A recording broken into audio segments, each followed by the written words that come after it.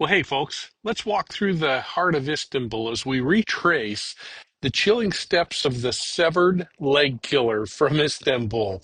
I'm here in a little back alley in Istanbul, and I thought this would be a perfect place. I'll try to augment this with a little bit of video from the area. But the severed leg killer was a sadistic predator who turned one of the world's busiest cities into his hunting grounds. From the bustling Spice Bazaar to the shores of the Bosphorus, we're going to explore the brutal clues that he left behind, the victims who deserve justice, and the haunting question: how does a person kill in a crowd of people and disappear without a trace?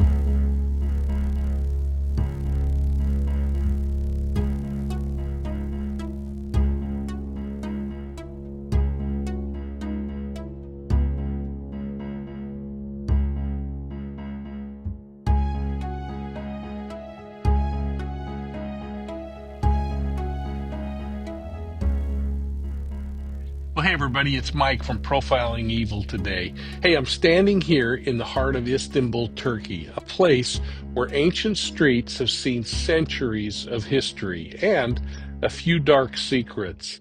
Now, I've been exploring one of the most chilling, unsolved serial murder cases in Turkish history, the severed leg killer. And before I head back to the States, I wanted to share a little bit of the area while I talk about how I visited each of the disposal sites where body parts of this killer's victims were discovered.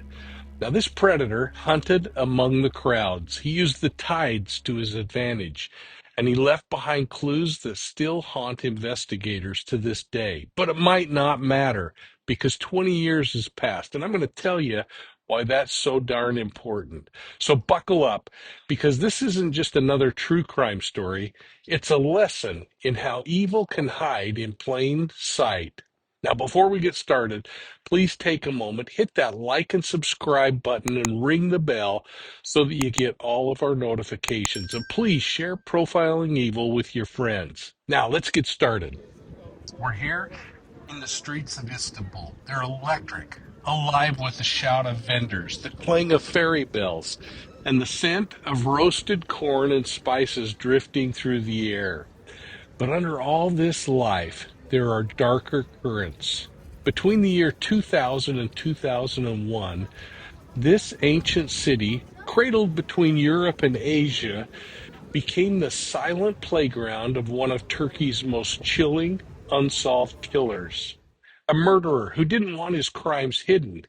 He wanted these victims found, piece by piece. Now, this is the story of Istanbul's severed leg killer and how the clues he left behind tell a story almost as haunting as the crimes themselves. But even if our discussion kind of drums up new clues that lead to the killer, it just might not matter. And I'm going to tell you why at the end of this video. But the discovery of the crimes happened right over here where I'm showing some video at the Spice Bazaar, January 8th, 2000. Now, this is one of the busiest, most crowded places in all of Istanbul. A man digging through the trash can found a bunch of blood-stained papers. Well, as he dug deeper, buried beneath the clue of stained newsprint, he found a woman's severed leg. Now, it wasn't hacked off quickly or torn apart by some wild animal. It was something that happened from a clean shaved cut. In fact, this woman's toenails were pedicured and painted, giving us a little insight into the victimology or who this victim was. Now, forensic teams would later determine that the victim was around 26 or 27 years old, and the limb likely had been severed about 24 to 72 hours before this man discovered it in the trash.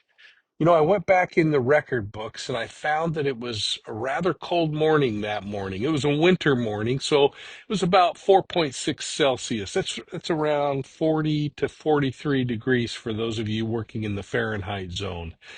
Now, the cold temperatures likely slowed the limb's decomposition, preserving it in its gruesomely fresh state. But keep in mind that when you're dealing with something like a leg, those dense body tissues don't start rotting and stinking like something in the middle of the body might do. Now, don't get me wrong, you would still wish you had some mentholatum to put in your nose as you're investigating these disposal sites, but it's nothing like the smell you'd get from, for instance, those internal organs starting to rot. I mean, think about something like a dead animal when you've been jogging or something like that.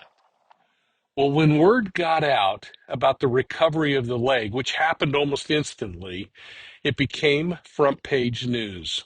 But the real story was that this was just the beginning. It was a sequel that would be 131 days in the making. And two more legs were discovered within just a short period of time along the water's edge. It happened just steps away from that first disposal site. It happened over in the Amanounu port, and I don't know how to say it, but really closely by May 19th, 2000. A ferry captain noticed something bumping against his boat, and at first he thought it was debris being tossed and turned by the switching currents, something like a plastic bag down there, maybe a bundle of trash. But when he looked closer, it wasn't. It was another severed human leg. And I've often wondered, I wish I could get into the police reports because a lot of this isn't making sense to me because a leg by itself wouldn't float. That's just too much dense material. It would have sunk to the bottom, even even with the salt influencing the floating. So there's something kind of weird there that I don't quite understand, unless it was tied up with a bag that happened to have something creating buoyancy for it. While the police were investigating, a second leg was found washed up on the shore nearby, and forensics would later link the two legs to the same victim, believed to be again ages 25 to 30. And to the surprise of some of the investigators, the legs were surgically dismembered. And get this, the victim's toenails were painted beautifully, painted dark red. Now, the temperatures that day were a little bit warmer. It was about 12.6 Celsius, so around 55 degrees, maybe as high as 65 degrees. Perhaps probably much like it is here today. Now, while the warmer weather was there, it didn't appear to accelerate the decomposition process. Perhaps it was because it was stunted by the legs laying in the cold water. But something doesn't add up again. These legs are so dense, they don't naturally float. So they must have been accompanying something to cause buoyancy. Now, as I watched the water in the area, it seemed possible that the currents could have moved the limbs a little. That and the complex tidal swirls that the Golden Horn is notorious for could explain how the legs ended up where they did, but picturing this in my mind left me with a question about the ferry captain and his description of the leg floating.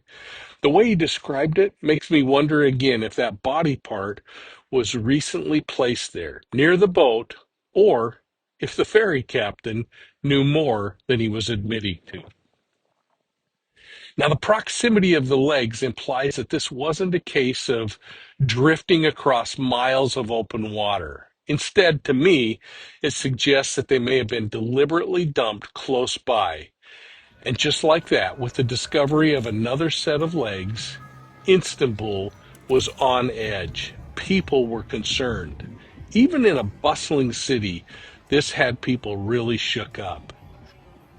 But then, later that year, on December 7th of 2000, a group of high school students near this location stumbled across another severed leg. The victim was described as a woman who was approximately 22 to 24 years old, and her leg suggested that she too was well groomed and clean cut, just like the earlier victims. The temperatures were cool again, hovering in that 5 Celsius, 10 Celsius grade, so 41 to 50 degrees, and that gave the killer a longer window before discovery. But this find was different. The area where the newest discovery was made wasn't a tourist hub. It wasn't a busy spice market area or the Grand Bazaar area. It was a mixed residential and commercial area, packed with everyday working families and students. The demographics were different, and the questions had to reflect on the placement of the limbs. Was it purposeful, or was it simply just a convenient place to throw the body parts? Now, these kinds of things make you look at these cases from a geographic perspective. And I want to just point out on this map where all of these things were happening, because it makes you wonder if the person was in the area, living in the area, and why they were dumping them there. Or because there's waterways and there's commerce at the bazaars, were they coming in and trying to move from place to place, and it just made sense to dump it where they didn't live or commit the crimes? Now, the critics suggest that this might have been happenstance, but when patterns emerge, they deserve some deeper scrutiny. That was March 12th. The killer's behavior, if this is the same killer, then shifted again. Two more severed legs were recovered in the Hadar district. One was a woman's leg that had been surgically removed. The cuts were clean and detailed, but the other leg, this thing threw a curveball at everyone because the other leg was a man's, and it appeared like it was more roughly cut, maybe even hacked off. Now, what are your thoughts on that? And I hope you'll put them down below because this is really interesting as we think about the change in victimology. Was this a substitute victim when things fell apart for the killer? Was it just someone who happened to be with a woman that he was targeting? What are the reasons? Because later toxology reports would show that this man had a large quantity of drugs and alcohol in his system at the time of his death. Now, the legs were recovered 50 meters apart, both stuffed inside garbage bags. And again, the temperatures on this particular date were the 46 to 55 degree Fahrenheit range, 8 Celsius, 10 Celsius, meaning decomposition would again be relatively slow. But the shift to garbage bags may have been signaling something a whole lot bigger.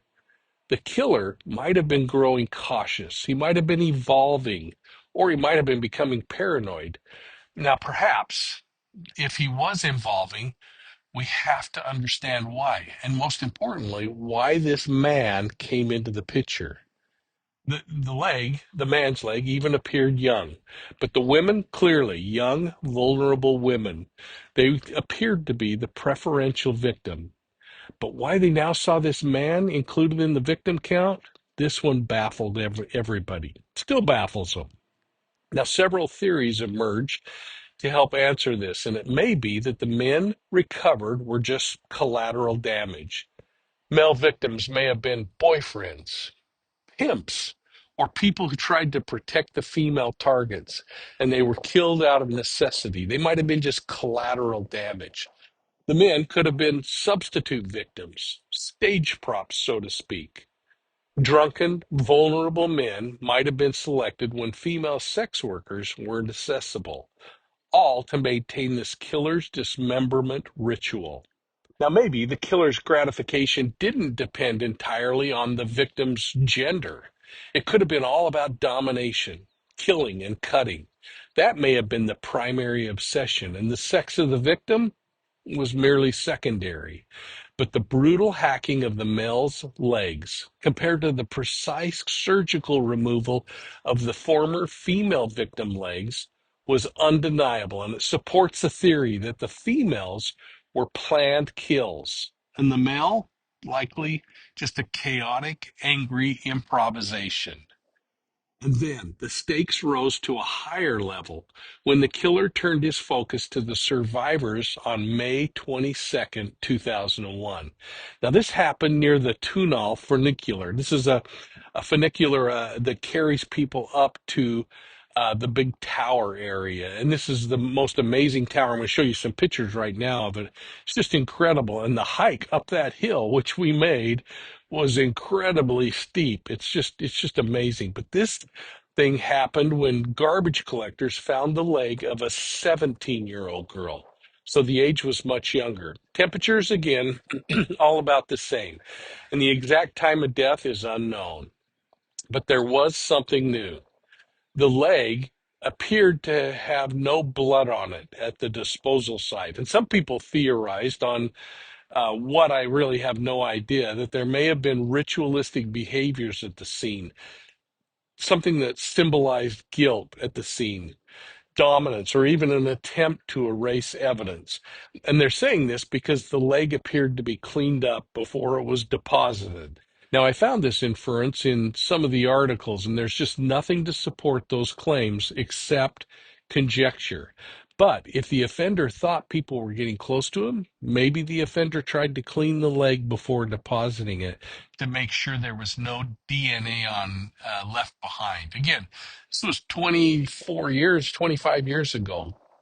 Now, 2 days later, a female student, though, at that school next to the disposal site was walking through, and one of the payphones was ringing, and she picked up the payphone.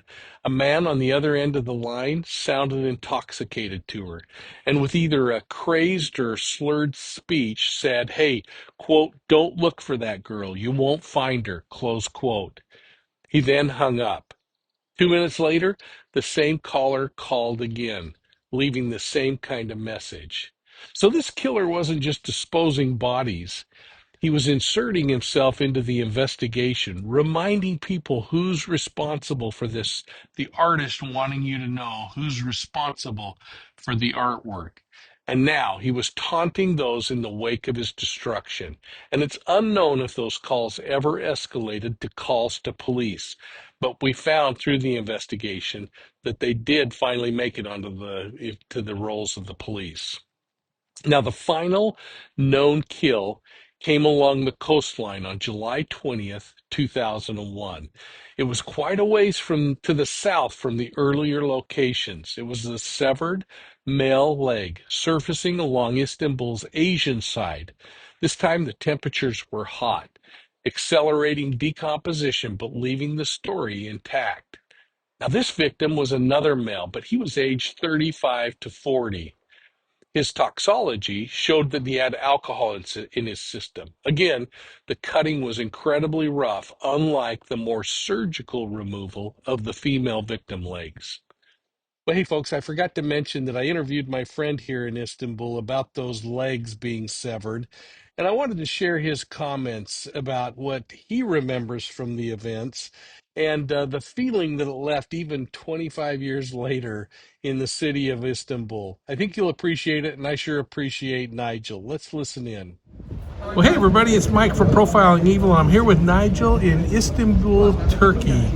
We've been talking about this serial killer who's leaving legs all around the city, and Nigel's going to tell us what it was like when he first learned about this and what he's learned over time. Well, this is Nigel, and I'm going to try to explain whatever I remember because I was a child when it happened. It was between 2000 and 2001. As far as I remember, we got the news on newspaper, and it was like, all right, somebody's dying, and they find their legs. So what the hell's going on? It was a tiny scary, but well, we heard new legs like every a few months, I guess, like 5 or 6 months. But as far as I remember, there were like 8 legs totally, and 2 of them were male legs. And also, as far as I remember, one of them, the victims, was a daughter of a retired policeman. And and also she was a law student in a college, but which college or what exactly it was, I just don't remember. So there were a lot of questions around the fact that just to the west of us, several legs were found, and then further west, down by the waterfront, another set of legs was found. As those were turning up, what was the sentiment, or how were people feeling in the city of Istanbul? Well, whoever heard it was pretty worried because, well, just imagine somebody just kills you, tears you apart, and leaves it, leaves your leg on somewhere in Istanbul. So, well, it's scary for us for sure. But So, can you explain a little bit about the current in the Bosphorus, which direction it's flowing, and if the tide moves enough to move the legs around in the water? Because legs were found near the port, legs were found across the Bosphorus. no, legs were not found on the sea. Please don't get confused. They were found all around the city. And there's one more thing, totally weird. Legs were cut pretty straight. It was like some professional cut legs, or let's say some professional, like a doctor or a butcher, tore those people apart. It was professional cut, and they, well, as far as I remember on the news, one person or multiple persons, we still don't know what it is, but those legs were totally bloodless. There was no blood found on the legs. So it seems like whoever did this,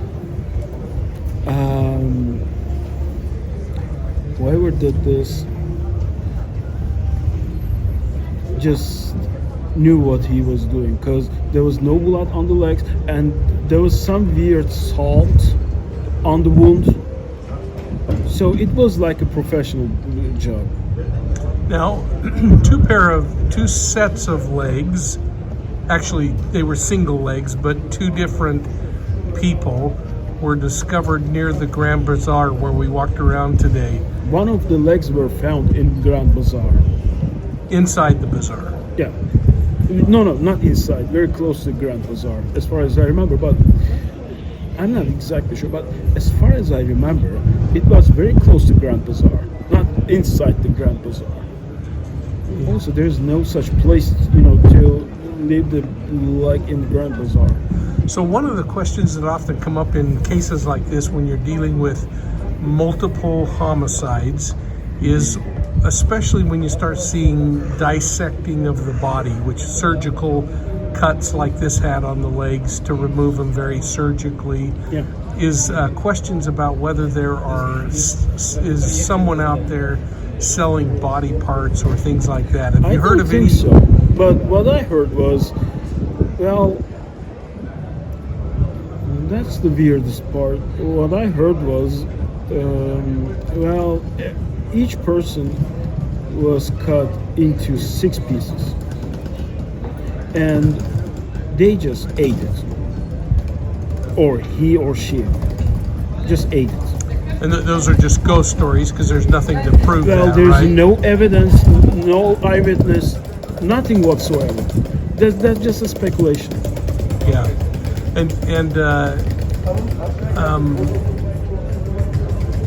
There was also a suspect in the case. Can you talk a little bit about who that was and what happened there, from what you remember? Oh, okay, I remembered it. Well, like I said before, as far as I remember, the suspect was the boyfriend of the identified girl who was a law student. But they investigated her boyfriend, but they just didn't have any evidence whatsoever. So no evidence, nothing. So they had to release him. As far as I remember, the painter was kind of found very close to one of those legs. So that's why he was a suspect. But like the other guy, they had no evidence whatsoever. So they had to release him as well. All right. So, describe Istanbul to everyone so that they can know what your city's like and why you love it here so much. Istanbul is the city where you feel completely free. I mean, it gets as beautiful as you get beautiful. So that's the best way to explain Istanbul. It gets as beautiful as you get beautiful. Well, if you have time, please visit Istanbul. You will get more beautiful than ever. And tell them a little bit about the area where we are. I mean, here's the ancient wall right behind us over your shoulder. Well, right now the neighborhood is called Sirkeci, which is an historical peninsula. Historical peninsula is well, the history of historical peninsula is based on the Roman Empire era. So, if you are interested in history and also the Turkish culture, not the recent popular culture, but the traditional culture, I mean, this is a really good place to start with. Ben şahsen her şeyin başı sağlık olduğunu düşünüyorum. Buna hem beden sağlığı hem akıl sağlığı diyorum. O yüzden hepinize sağlıklı, huzurlu günler diliyorum. Fırsatınız olursa bekleriz her zaman. Buyurun İstanbul'a sizler de gelin. Thanks, Nigel. So Well, good to you're be with welcome you. anytime. Catch you later.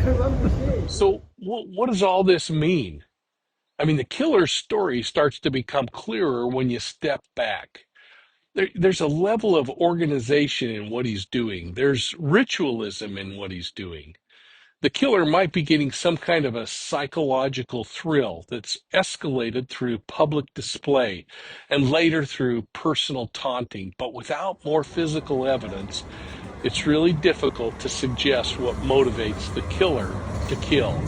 And as investigators and armchair profilers like you and me try to make sense of the severed legs found across Istanbul, one theory keeps creeping back in. Could these victims have been targeted for body parts trafficking? Now, it's not a ridiculous thought at first glance, because you see, Istanbul has at times surfaced in global reports as a minor node in the illegal organ trade, especially in fringe districts where some desperate individuals, like refugees, runaways, or the vulnerable, have been lured into dangerous underground markets. Human trafficking happens all over the world. But here's where the theory starts to collapse, in my opinion. Organ traffickers focus on harvesting internal organs, kidneys, livers, hearts, organs that are immediately life saving and have astronomical black market value. Now, that could explain why the legs are discarded, but what about arms and other body parts? Because they've never been found. Now, arms are connected to hands, and hands have fingerprints. That might be one explanation, that a leg can be found but can't be really identified to an individual without advanced DNA.